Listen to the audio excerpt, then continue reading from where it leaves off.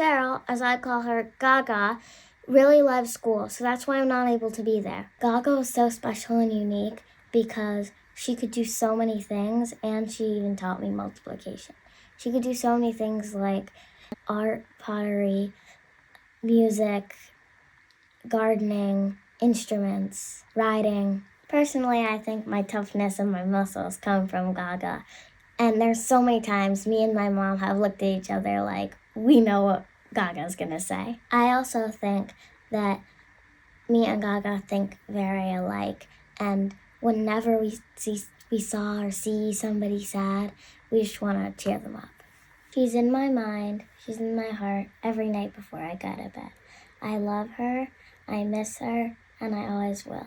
My mother was always giving, usually to a fault. She had a hard time saying no to people. She would often volunteer until she exhausted herself. But the impact she had on people, the reason why she kept getting asked was because she always did things with such passion and such grace.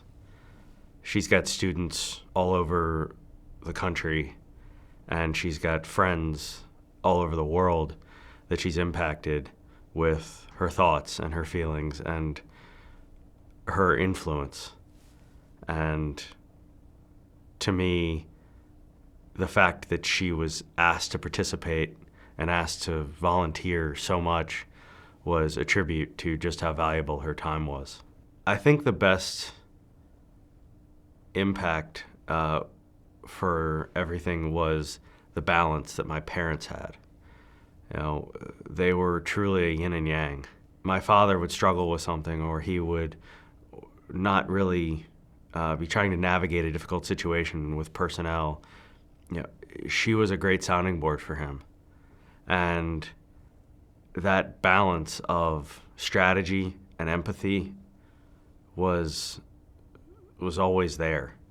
And it allowed for a very unique perspective, because that's something that one person always has difficulty with that, and their partnership truly allowed for that. And while my mom didn't have direct involvement in our businesses, her influence ran through from day one. And if I had to guess, and from all the stories I've been told, that's what my dad fell in love with, and that's what everybody that met her fell in love with, was her influence. Her empathy was truly the driving force.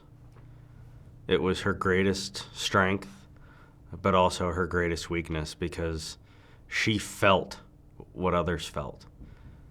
And she took that joy and that pain in everything she did, whether it was in the synagogue, in celebrating and helping a young person through their bar bat mitzvah, or in helping somebody navigate the loss of a loved one. She was there. It's why no matter where she was in the world, even when she was away, if somebody had a loss in the synagogue, they called my mother. She was one of the first calls, because they wanted her to be there, to be a part of that celebration of life.